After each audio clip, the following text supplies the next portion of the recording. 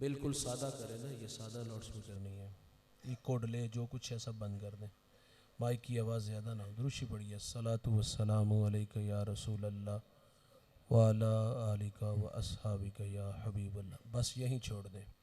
حمد و ثنا کے بعد عزت و تکریم کے لائق جلوہ فراز مقتدر علماء، معزز و محتشم حاضرین، السلام علیکم ورحمۃ اللہ۔ چند باتیں آپ کے گوش گزار کر کے گفتگو سمیٹ لوں گا۔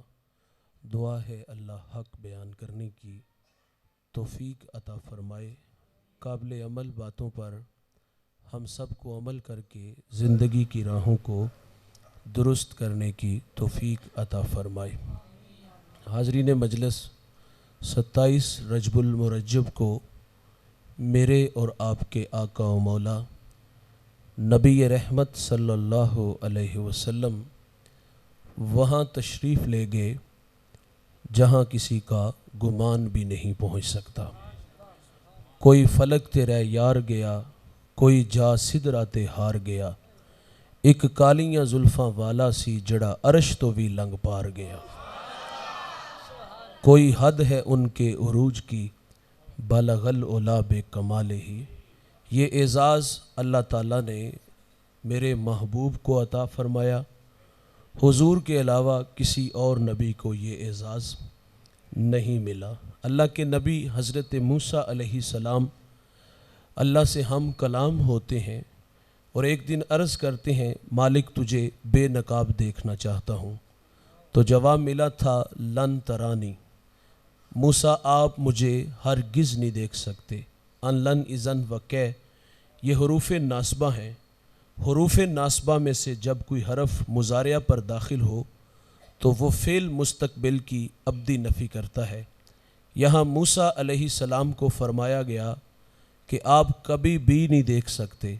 الجھاؤ پیدا ہوا، امتی اچھا عمل کرے اس کے لیے وعدہ جنت ہے۔ صرف جنت نہیں، جنت میں دیدار الہی بھی ہے۔ نبی بدرجہ اوتم اس کا حقدار ہوتا ہے، لیکن یہاں موسیٰ علیہ السلام کو فرمایا کہ آپ کبھی بھی نہیں دیکھ سکتے۔ علماء کہتے ہیں یہاں کچھ مقدر ماننا پڑے گا۔ جس طرح ہم پڑھتے ہیں بسم اللہ الرحمن الرحیم، اللہ کے نام سے شروع جو بڑا مہربان نہایت رحم والا، تو فرمایا اس میں شروع کس کا ترجمہ کیا ہے؟ فرمایا اس میں اشرو مقدر ہے۔ اشرو بسم اللہ الرحمن الرحیم، اللہ کے نام سے شروع جو بڑا مہربان نہایت رحم والا، تو فرمایا یہاں بھی کچھ مقدر ماننا پڑے گا۔ جہاں موسیٰ علیہ السلام کو فرمایا کہ آپ کبھی بھی نہیں دیکھ سکتے، تو علماء فرماتے یہاں مقدر یہ ہے حتی یرانی محمد، فرمایا موسیٰ اتنی دیر تک نہیں دیکھ سکتے جتنی دیر تک مجھے محمد عربی نہیں دیکھ لیتے۔ انہوں نے ضد کی کہ دیکھنا ہے۔ علماء کہتے جب کہہ دیا کہ نہیں دیکھ سکتے تو ضد کیوں کی؟ فرمایا وہ ضد اس لیے تھی کہ اللہ کا کلام سن چکے تھے۔ کہتے ہیں مالک تیرے کلام میں اتنا مزہ ہے تو تیرے دیدار میں کتنا مزہ ہوگا۔ تو پھر اللہ نے فرمایا موسیٰ پہاڑ کی طرف دیکھو، اور اللہ نے اس پہاڑ پہ ذاتی نہیں صفاتی تجلی کا پرتو ڈالا۔ قرآن کہتا ہے خر موسیٰ صاعقہ، تاب نہیں لا سکے، بے ہوش ہو گئے، زمین پہ تشریف لے آئے، اور جب ہوش آیا آنکھوں میں دیدار الہی کا سرما بڑا تھا۔ 27 میل دور غار ہے، غار میں کالے رنگ کا پتھر ہے، پتھر پہ کالے رنگ کی چیونٹی چلتی ہے۔ اللہ کا نبی اس چیونٹی کو چلتے دیکھتا ہے، چلنے سے جو آواز پیدا ہوتی ہے اس آواز کو بھی سنتا ہے۔ یہ سامنے دیوار ہے، چیونٹی چلے دکھائی نہ دے، کان کے پردے پہ پھینک دو تو شور سنائی نہ دے، لیکن دیدار الہی کا سرما بڑا، کانوں کا سماعت بڑا، اور آنکھوں میں روشنی اتنی آئی کہ اتنی دور سے اس کو دیکھتے بھی ہیں، سنتے بھی ہیں۔ یہ کلیم ہے، میرے نبی حبیب ہیں۔ یہ صفاتی تجلی کا پرتو پڑھتے دیکھتے ہیں، اتنی دور سے دیکھتے سنتے ہیں۔ معراج کی شب محمد عربی صفاتی نہیں ذاتی تجلیات میں گم رہے تھے۔ بتاؤ نگاہ محمد کا عالم کیا ہوگا، حضور کی سماعتوں کا عالم کیا ہوگا۔ دیوانے اسی لیے تو کہتے ہیں مدینہ دور ہی کوئی نہیں، فریاد امتی جو کرے حال زار میں، ممکن نہیں کہ خیر البشر کو خبر نہ ہو۔ ہم یہاں سے پڑھیں وہ مدینے سنیں، مصطفیٰ کی سماعت پہ لاکھوں سلام، اور یار بندہ مٹ نہ جائے آقا پہ تو وہ بندہ کیا ہے، بے خبر ہو جو غلاموں سے تو وہ آقا کیا ہے۔ یہ اعزاز اللہ نے حضور کو دیا، حضور کے علاوہ کسی اور نبی کو یہ اعزاز نہیں ملا۔ آج کی اس نشست میں آپ کو واقع معراج تو نہیں تفصیل سے بیان کروں گا، لیکن اس کا پس منظر آپ لوگوں کے سامنے رکھوں گا کہ اللہ تعالیٰ نے یہ اعزاز صرف حضور کو دیا ہے، تو جسے اللہ جتنا بڑا مقام دیتا ہے، جتنا بڑا اعزاز بخشتا ہے، یہ عادت باری تعالیٰ ہے، اللہ پھر اس کو آزمائش کی اتنی بڑی راہ سے بھی گزارتا ہے۔ وہ کہتے ہیں نا، یاری تیری سونا پر ازمائشاں تیریاں اگ، سونا پرکھیا جامدائے نال اگاں دے لگ۔ جس کو اللہ جتنا بڑا مقام دیتا ہے اس کو پھر اتنی بڑی آزمائش سے گزرنا پڑتا ہے۔ حضور امام الانبیاء ہے، حضور کا اعزاز کے سر کی آنکھوں سے رب کا دیدار کیا تو میرے مالک نے کتنی آزمائشوں سے گزارا۔ ابھی آپ دنیا میں تشریف نہیں لائے، شکم مادر میں ہے کہ آپ کے سر سے آپ کے والد کا سایہ اٹھا لیا گیا۔ یہ اس وقت ہوا کہ جب حضرت عبداللہ رضی اللہ تعالیٰ عنہ شادی کے کچھ عرصہ بعد تجارت کے لیے ملک شام گئے اور وہاں سے واپس عبد المطلب کے ننہال یثرب آئے۔ یثرب بیماریوں کا گھر تھا، آپ آئے اور بیمار ہو گئے۔ قافلہ چند دن ٹھہر گیا کہ آپ کی طبیعت بحال ہو اور ہم انہیں ساتھ لے چلیں، لیکن طبیعت تھی کہ دن بدن جو ہے وہ سنبھلنے کو نہیں تھی۔ قافلہ مجبوراً واپس مکہ چلا گیا اور کچھ دن بعد جناب حضرت عبداللہ رضی اللہ تعالیٰ عنہ کا انتقال ہو گیا، اور یہ خبر مکہ المکرمہ میں عبد المطلب کے خاندان پر بجلی کی طرح گرتی ہے۔ سیدہ آمنہ رضی اللہ تعالیٰ عنہا، انہوں نے تو ابھی اپنے ماہ تمام کو جی بھر کے دیکھا بھی نہیں تھا، اور ان کا جی چاہتا تھا کہ میں اڑ کے یثرب چلی جاؤں، مٹی کے اس تودے کو دیکھوں اور اس کی خاک کو اپنی آنکھوں کا سرما بناؤں۔ حضور ابھی دنیا میں آئے نہیں، شکم مادر میں ہے کہ سر سے باپ کا سایہ اٹھا لیا گیا، آپ در یتیم پیدا ہوئے۔ میرے نبی کی عمر 6 سال ہوئی، چلنے پھرنے کے قابل ہوئے، سفر کی صحبتیں سہنے کے لائق ہوئے، تو سیدہ آمنہ نے اپنے من کی کہانی اپنے سسر حضرت عبد المطلب سے کہہ ڈالی کہ 6 سال جدائیوں میں گزار دیے، اداسیوں میں گزار دیے، اگر آپ رخصت دیں تو میں اس خاک کو اپنی آنکھوں کا سرما بنا لوں۔ تو جناب عبد المطلب رضی اللہ تعالی عنہ نے اپنی جوان سالہ بہو کو رخصت دی اور ساتھ ام ایمن رضی اللہ تعالی عنہ کو خدمت کے لیے بھیج دیا۔ یہ 3 نفوس پہ مشتمل قافلہ مکہ سے یثرب آیا، اور یہاں 1 مہینہ یا اس سے کچھ دن زیادہ یہ لوگ ٹھہرے اور پھر واپس مکہ لوٹ آئے۔ اس کی وجہ یہ تھی کہ جو بھی آتا حضور کو دیکھتا، پیشانی میں نبوت کا نور دیکھتا تو برملا کہتا کہ یہ تو اس امت کا نبی ہے۔ لوگوں کا جمگٹھا ہوا۔ سیدہ آمنہ کہتی میرے دل میں خوف پیدا ہوا کہ کہیں یہ میرے بیٹے محمد صلی اللہ علیہ وسلم کو گزند نہ پہنچائے۔ فرماتی اس خوف نے مجھے مجبور کیا اور میں یثرب سے مکہ کی طرف لوٹ آئی۔ آدھا سفر طے ہو گیا، آدھا سفر ابھی باقی تھا۔ ابوا نامی ایک بستی آتی ہے جہاں سیدہ آمنہ رضی اللہ تعالی عنہا آ کے رک جاتی ہیں۔ آپ کو بخار ہو گیا، آپ جان گئی کہ یہ بخار اب میری جان لے لے گا، اب میری زندگی کی سانسیں یہیں ٹوٹیں گی۔ وقت رخصت ام ایمن سے کہا کہ میرے بیٹے محمد صلی اللہ علیہ وسلم کو باحفاظت امیر قریش تک پہنچا دینا۔ پھر حضور کو پاس بلا لیا۔ ادھر بچپنے کی معصومیت، پیشانی میں نبوت کا نور ماں بیٹے میں کھب سی جاتی ہے۔ 2 باتیں کی اور پھر ہمیشہ کے لیے پہاڑوں میں سو گئی۔ فرماتی بیٹے کلو حیٍ میتٌ کلو جدید بالٍ کلو کبیر یفنا وآنا میتۃ وذکر باق وولدت طہرا۔ فرمایا بیٹے ہر نئی چیز نے پرانا ہو جانا ہے، ہر باقی نے فنا ہو جانا ہے۔ فرمایا بیٹے میں بھی جا رہی ہوں، لیکن سنو میرا ذکر باقی رہے گا، وہ اس لیے کہ میں تیرے جیسا پاکیزہ اور ستھرا محمد چھوڑ کے جا رہی ہوں۔ سانسوں کی مالا ٹوٹ گئی، موتی فضا میں بکھر گئے۔ حضور ماں سے لپٹ کے روئے، پھر اپنے ننھے ننھے ہاتھوں سے کالے پتھروں کی قبر بنائی، اس میں آنسوؤں کا چھڑکاؤ کیا۔ جہاں تک ماں نظر آتی رہی، پلٹ پلٹ کے ان کالے پتھروں والی قبر کو دیکھتے ہیں۔ میں نے سیدہ آمنہ کے مزار کی 2 دفعہ زیارت کی ہے۔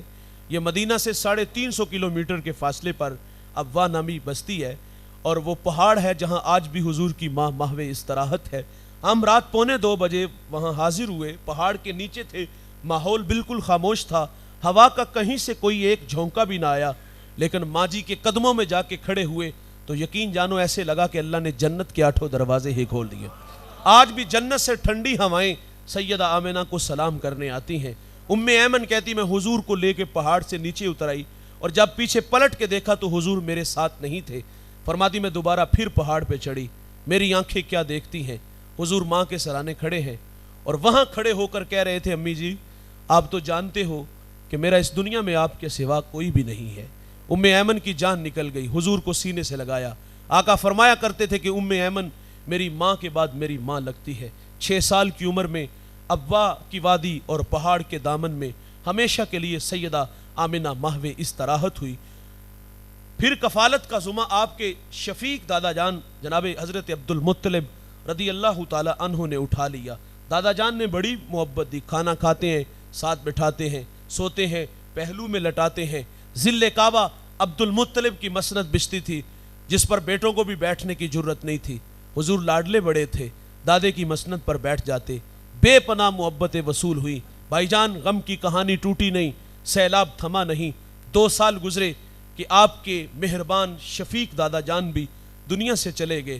راوی لکھتا ہے کہ عبد المطلب کا جنازہ مکے کے بازار سے گزر رہا تھا اور پیچھے پیچھے ایک 8 سالہ بچہ تھا جو مکے کی کبھی اس دیوار سے لپٹ کے روتا ہے تو کبھی مکے کی اس دیوار سے لپٹ کے روتا ہے۔ پھر کفالت کا ذمہ آپ کے چچا جناب ابو طالب نے اٹھا لیا۔ چچا نے بھی بڑی محبت دی، کھانا کھاتے ہیں، ساتھ بٹھاتے ہیں، سوتے ہیں، پہلو میں لٹاتے ہیں۔ آپ کثیر العیال تھے اور آپ کی معیشت بھی کوئی اتنی مضبوط نہیں تھی۔ میں نے حضور کا بچپن پڑھا ہے، سیدہ حلیمہ فرماتی ہیں کہ حضور کو اگر بچپن میں بھوک لگی بھی ہوتی نا تو کبھی بھوک کا مطالبہ نہیں کیا تھا۔ میں بچوں کی بات نہیں کروں گا، ہم بڑے ہو گئے ہیں، اب بڑھاپے کی طرف سفر ہے، ہمیں وقت پہ کھانا نہ ملے ہم گھر کے برتن توڑ دیتے ہیں، گالیاں دیتے ہیں، خواتین پہ ہاتھ اٹھاتے ہیں۔ لیکن میرے نبی کا بچپن اتنا شاندار ہے، بھوک لگی بھی ہوتی تو کبھی بھوک کا مطالبہ نہیں کیا تھا۔ حضور پروان چڑھتے رہے، اللہ کا حکم آیا کوہ صفا پہ چڑھیے اور اس بھٹکی قوم کو لا الہ کی دعوت دیجئے۔ جن کی قسمت میں ہدایت تھی وہ معاون بنے اور جو ازلی بدبخت تھے وہ مخالفت پہ اتر آئے۔ حضور کی زندگی میں بڑے امتحان آئے، عام الحزن آیا، وہ غم کا سال جس میں شفیق چچا چلے گئے، رفیقہ حیات سیدہ خدیجہ کا انتقال ہو گیا، 3 سال شیب ابی طالب میں محصور رہے، سوشل بائیکاٹ ہوا، ماؤں کی چھاتیوں سے دودھ خشک ہوا، بچے روتے، مائیں منہ پہ تھپڑ نہیں مارتی، بس اتنا کہتی کہ بچوں تمہارے رونے کی آواز کافروں نے سنی تو وہ تمہارے نبی محمد کو تانے دیں گے۔ بچے خاموش ہو جاتے، صحابہ کہتے ہیں ہم نے پتے کھا کھا کے گزارا کیا، چمڑے بھگو بھگو کر کے گزارا کیا۔ میں نے ایک صحابی کا بیان پڑھا، وہ کہتے کہ گیلی جگہ میرا پاؤں آیا، نہ جانے وہ کیا تھا، اٹھایا کھا لیا، اور مجھے بھوک اتنی لگی ہوئی تھی آج تک مجھے یہ خبر نہیں کہ وہ چیز ہے کیا تھی۔ ان راہوں پہ چلنے والوں کو آزمایا جاتا ہے۔ اور یار پھر وہ مکے کے تلخ رویے، حضور پیغام حق دیتے ہیں وہ گڑے کھودتے ہیں، وہ کانٹے بچھاتے ہیں، وہ اوجریاں پھینکتے ہیں، وہ گلے میں رسی ڈال کے تو دیتے ہیں۔ کتنے دکھ مکہ والوں نے دیے۔ حضور پھر طائف چلے گئے، وہ بڑے لکھے لوگ ہیں، حضور فرماتے ہیں میں انہیں اپنی بات سناؤں گا، لیکن وہ بد نصیب انہوں نے بھی دعوت کو مسترد کیا۔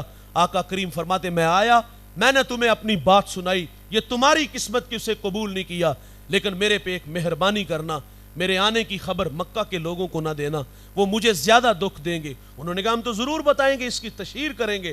میرے آقا صلی اللہ علیہ وسلم طائف سے واپس تشریف لانے لگے۔ طائف کا بازار ہے، اوباش لڑکے ہیں، ان کے ہاتھوں میں پتھر ہیں۔ میرے نبی فرماتے میں قدم اٹھاتا ہوں تو وہ میرے پاؤں پہ پتھر مارتے ہیں۔ مجھے درد ہوا اور میں درد کی شدت کی وجہ سے زمین پہ بیٹھ گیا۔ وہ نالائق آگے بڑھے، حضور کو کندھوں سے پکڑا اور پھر کھڑا کیا اور چلنے پہ مجبور کیا گیا۔ میرے نبی فرماتے میں دوسرا قدم اٹھاتا ہوں تو وہ میرے دوسرے پاؤں پہ پتھر مارتے ہیں۔ حضور کا بدن لہو لہان ہو گیا۔ اور جوانوں، اس دین کی بنیادوں میں پیغمبر کا خون ہے۔ دین بڑی محنت سے پھیلا ہے، دین جستجو سے پھیلا ہے، دین تبلیغ سے پھیلا ہے۔ محمد عربی مکہ کے لوگوں کو پیغام حق دیتے ہیں، طائف والوں کو پیغام حق دیا، انہوں نے پتھر مارے، عرض کیا گیا بد دعا کر دیں، فرمایا میں رحمت بن کے آیا ہوں، زحمت بن کر نہیں آیا۔ اور وہاں ایک جملہ ارشاد فرمایا تھا جو علماء کے لیے تھا، مبلغین کے لیے تھا۔ میرے نبی فرماتے مجھے ان کی نسلوں سے امید ہے کہ وہ میرے ساتھ چلیں گے۔ بعض کا نتائج آنے والی نسلوں پہ چھوڑنے پڑتے ہیں۔ ہم تو کہتے ہیں ہمیں تو سجدے سے غرض ہے، جو یہاں نہیں تو وہاں سے ہی کام بھی کرنا ہے، ایتھے نہیں تو کدھرے اور سے ہی۔ لیکن حضور فرماتے آنے والی نسلوں پہ نظر رکھنی پڑتی ہے. اور پھر آپ جانتے ہو سندھ میں جب ایک نہید نامی بیٹی کے سر سے راجہ دہر کے ڈاکوؤں نے دوپٹہ کھینچا تھا تو اس نے یا علی الحجاج کہا. اس نے تاریخ کا قابل ذکر انسان نہیں جس کو آواز دی تھی, بہت بڑا بدماش تھا, اور اس سماج کا بدماش آدمی کھڑا ہو جاتا ہے کہ بہن میں حاضر ہوں. اور اس نے پھر اپنے بھتیجے, اپنے داماد جس کی عمر 17 سال تھی, اس کو یہاں بھیجا, عرب سے عجم کی طرف بھیجا, اور وہ ہندوستان کے تخت و تاج کو رونتا ہوا یہاں آیا اور اس برہنہ سر بیٹی کے سر پر عزت کی ردا رکھی, اور وہ یہاں 4 سال گزار کے گیا. مکران سے ملتان تک سفر کیا. اپنے کردار, اپنے اخلاق سے 1 لاکھ انسانوں کو محمد عربی کا غلام بنا جاتا ہے. فرمایا مجھے ان کی نسلوں سے امید ہے. طائف والوں کے پتھر کھائے, حضور مکہ تشریف لے آئے. ام ہانی کا گھر ہے, ماہوے استراحت ہیں, آنکھیں بند,